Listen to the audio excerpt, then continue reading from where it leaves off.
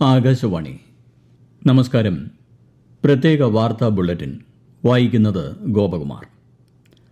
ഗാസയിലെ സംഘർഷം അവസാനിപ്പിക്കുന്നത് ലക്ഷ്യമിട്ട് അമേരിക്കയുടെ നേതൃത്വത്തിൽ കൈക്കൊണ്ട സമാധാന പദ്ധതിയെ പിന്തുണച്ചതിന് ഇന്ത്യയിലെ ഇസ്രായേൽ അംബാസഡർ റൂവൻ അസർ പ്രധാനമന്ത്രി നരേന്ദ്രമോദിയെ നന്ദി അറിയിച്ചു. ന്യൂഡൽഹിയിൽ ഇന്ന് നടന്ന പത്രസമ്മേളനത്തിൽ സംഭവവികാസത്തെ ചരിത്രപരമെന്ന് അസർ വിശേഷിപ്പിച്ചു. വ്യവസായ സംരംഭക പ്രവർത്തനങ്ങളുമായി ബന്ധപ്പെട്ട ESG നയത്തിന് അംഗീകാരം നൽകുന്ന ആദ്യ സംസ്ഥാനമായി കേരളം. പരിസ്ഥിതിക്ക് അനുയോജ്യവും സമൂഹത്തെ പരിഗണിക്കുന്നതുമായ വ്യവസായങ്ങൾ പ്രോത്സാഹിപ്പിക്കുന്നതിനാണ് നയം നടപ്പാക്കുന്നത്. വയനാട് ടൌൺഷിപ്പ് പദ്ധതിയുമായി ബന്ധപ്പെട്ട് അഡ്വാൻസ് പേയ്മെന്റ് ഗ്യാരണ്ടി വ്യവസ്ഥ ഒഴിവാക്കാനും മന്ത്രിസഭ തീരുമാനിച്ചു. രാജ്യരക്ഷാമന്ത്രി രാജ്നാഥ് സിംഗ് നാളെ ന്യൂഡൽഹിയിൽ പ്രതിരോധ അക്കൌണ്ട്സ് വകുപ്പിന്റെ വാർഷിക ദിനാഘോഷത്തിൽ പങ്കെടുക്കും.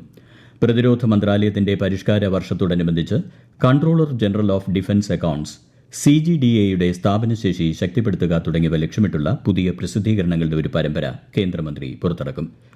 CGDA ഉദ്യോഗസ്ഥർക്ക് 2025 രക്ഷാമന്ത്രി അവാർഡുകളും മന്ത്രി സമ്മാനിക്കും. നവരാത്രിയോടനുബന്ധിച്ച് രാജ്യത്ത് വിപുലമായ ആഘോഷങ്ങൾ. ന്യൂഡൽഹിയിലെ ചിത്തരഞ്ജൻ പാർക്കിലെ ദുർഗാപൂജ ആഘോഷങ്ങളിൽ പ്രധാനമന്ത്രി നരേന്ദ്രമോദി പങ്കെടുത്തു. സംസ്ഥാനത്തെ ക്ഷേത്രങ്ങളിൽ വലിയ ജനത്തിരക്കാണ് അനുഭവപ്പെടുന്നത്. നാളെ മഹാനവമിക്ക് ശേഷം വ്യാഴാഴ്ച വിജയദശമി നാളിലാണ് പൂജയെടുപ്പ്. ബീഹാർ നിയമസഭാ തെരഞ്ഞെടുപ്പിനുള്ള അന്തിമ വോട്ടർ പട്ടിക ഇന്ന് പ്രസിദ്ധീകരിച്ചു. തെരഞ്ഞെടുപ്പ് കമ്മീഷന്റെ വെബ്സൈറ്റിൽ പട്ടിക ലഭ്യമാകും. തീവ്ര വോട്ടർ പട്ടിക പരിഷ്കരണത്തിന്റെ ഭാഗമായി ഓഗസ്റ്റിൽ പ്രസിദ്ധീകരിച്ച കരട് വോട്ടർ പട്ടികയിൽ 7.24 കോടിയിലധികം സമ്മതിദായകരാണ് ഉൾപ്പെട്ടിരുന്നത്. കേന്ദ്ര ടെലികമ്മ്യൂണിക്കേഷൻ വകുപ്പിന്റെ സഞ്ചാർ സാത്തി സംരംഭത്തിലൂടെ നഷ്ടപ്പെട്ടതോ മോഷ്ടിക്കപ്പെട്ടതോ ആയ 6 ലക്ഷത്തിലധികം മൊബൈൽ ഫോണുകൾ വീണ്ടെടുത്തതായി കണക്കുകൾ. ഈ നേട്ടത്തോടെ മൊബൈൽ മോഷണം തടയുന്നതിൽ സഞ്ചാർ സാത്തി സംരംഭം ഗണ്യമായ സംഭാവന നൽകിയതായും മന്ത്രാലയം പ്രസ്താവനയിൽ പറഞ്ഞു. 4 പുതിയതരം സന്ദർശന വീസകൾ അവതരിപ്പിച്ച് UAE. സാങ്കേതിക മേഖലകളിലെ വിദഗ്ധരെ ആകർഷിക്കുക, ആഡംബര കപ്പലുകൾ വഴിയുള്ള വിനോദസഞ്ചാരം പ്രോത്സാഹിപ്പിക്കുക എന്നീ ലക്ഷ്യങ്ങളോടെയാണിത്. നിർമ്മിത ബുദ്ധി വികസനത്തിന് സാങ്കേതിക വിദഗ്ധർക്ക് നൽകുന്ന AI സ്പെഷ്യലിസ്റ്റ് വിസ, വിനോദസഞ്ചാരത്തിനായി എത്തുന്ന വിദേശികൾക്ക് പ്രത്യേക വിനോദ വിസ, മേളകൾ, പ്രദർശനങ്ങൾ, സാമ്പത്തിക സാംസ്കാരിക സെമിനാറുകൾ, മതപരിപാടികൾ എന്നിവയ്ക്കായി എത്തുന്നവർക്കായി ഇവന്റ് വിസ, ആഡംബര കപ്പലുകൾ വഴിയെത്തുന്ന സഞ്ചാരികൾക്ക് ടൂറിസം വിസ എന്നിവയാണ് പുതുതായി അവതരിപ്പിച്ചിട്ടുള്ളത്. പാകിസ്ഥാനിലെ ക്വറ്റയിൽ അർദ്ധസൈനിക സേന ആസ്ഥാനത്തിന് സമീപമുണ്ടായ കാർ ബോംബ് സ്ഫോടനത്തിൽ 2 സേനാ ഉദ്യോഗസ്ഥർ ഉൾപ്പെടെ 10 പേർ കൊല്ലപ്പെട്ടു. 30-ലധികം പേർക്ക് പരിക്കേറ്റതായാണ് റിപ്പോർട്ടുകൾ. സംഭവത്തിന്റെ പശ്ചാത്തലത്തിൽ സേന നടത്തിയ പ്രത്യാക്രമണത്തിൽ ഒരു ചാവേർ ബോംബർ ഉൾപ്പെടെ 6 തീവ്രവാദികൾ കൊല്ലപ്പെട്ടതായി പാക് അധികൃതർ അറിയിച്ചു.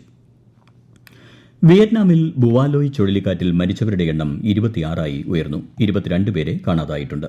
ഈ വർഷത്തെ ഏറ്റവും വിനാശകരമായ കൊടുങ്കാറ്റാണ് ഇതെന്ന് വിലയിരുത്തുന്നു. അടിയന്തര നടപടികൾ സ്വീകരിക്കാൻ വിയറ്റ്നാം പ്രധാനമന്ത്രി പ്രാദേശിക ഭരണകൂടങ്ങൾക്ക് നിർദ്ദേശം നൽകി. നാളെ അന്താരാഷ്ട്ര വയോജന ദിനം. കേന്ദ്ര സാമൂഹിക നീതി ശാക്തീകരണ മന്ത്രാലയത്തിന്റെ ആഭിമുഖ്യത്തിൽ നാളെ ന്യൂഡൽഹിയിൽ വിവിധ പരിപാടികളോടെ ദിനാചരണം ആഘോഷിക്കും. മുതിർന്ന പൌരന്മാർക്ക് അന്തസ്സുള്ളതും പ്രാപ്തമാക്കുന്നതുമായ ഒരു ആവാസ വ്യവസ്ഥ സൃഷ്ടിക്കുന്നതിനുള്ള സർക്കാരിന്റെ പ്രതിബദ്ധതയെ ഈ പരിപാടി ഉയർത്തിക്കാട്ടുമെന്ന് മന്ത്രാലയം പ്രസ്താവനയിൽ പറഞ്ഞു. ലോക പാരാ അത്ലറ്റിക്സ് ചാമ്പ്യൻഷിപ്പിൽ ഇന്ത്യയുടെ യോഗേഷ് ഖത്നിയ വെള്ളി മെഡൽ നേടി. ന്യൂഡൽഹിയിലെ ജവഹർലാൽ നെഹ്റു സ്റ്റേഡിയത്തിൽ നടന്ന പുരുഷന്മാരുടെ ഡിസ്കസ് ത്രോ F56 ഫൈനലിൽ 2ാം ശ്രമത്തിൽ 42.49 മീറ്റർ ദൂരം എറിഞ്ഞാണ് അദ്ദേഹം വെള്ളി നേടിയത്. ഈ ഇനത്തിൽ ബ്രസീലിനാണ് സ്വർണം.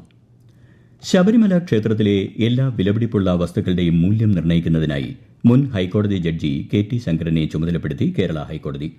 സ്ട്രോങ് റൂമിലെ എല്ലാ വസ്തുക്കളുടെയും തിരുവാഭരണ രജിസ്റ്ററിൽ രേഖപ്പെടുത്തിയിരിക്കുന്നവയുടെയും സ്വർണം പൊതിഞ്ഞ വസ്തുക്കളുടെയും സമഗ്രമായ വിലയിരുത്തൽ വിദഗ്ധ സഹായത്തോടെ നടത്താനാണ് കോടതി നിർദ്ദേശം. സംസ്ഥാനത്ത് തദ്ദേശ തെരഞ്ഞെടുപ്പിനുള്ള വോട്ടർ പട്ടികയിൽ ഒക്ടോബർ 14 വരെ പേര് ചേർക്കാം. കരട് വോട്ടർ പട്ടികയിൽ ഉൾപ്പെട്ട വോട്ടർമാർക്കും പുതുതായി പേര് ചേർക്കുന്നവർക്കും സവിശേഷ തിരിച്ചറിയൽ നമ്പർ നൽകും. അന്തിമ വോട്ടർ പട്ടിക ഒക്ടോബർ 25 പ്രസിദ്ധീകരിക്കും. Super league Kerala football 2ാം season മറ്റന്നാൾ കോഴിക്കോട് EMS സ്റ്റേഡിയത്തിൽ കിക്ക് ഓഫ്. രാത്രി 8 നടക്കുന്ന ഉദ്ഘാടന മത്സരത്തിൽ നിലവിലെ ജേതാക്കളായ കാലിക്കറ്റ് FC 2ാം സ്ഥാനക്കാരായ ഫോഴ്സ് കൊച്ചിയെ നേരിടും. 2.5 മാസത്തോളം നീണ്ടുനിൽക്കുന്ന ലീഗിൽ ഫൈനലടക്കം 33 മത്സരങ്ങളാണ് ഉള്ളത്.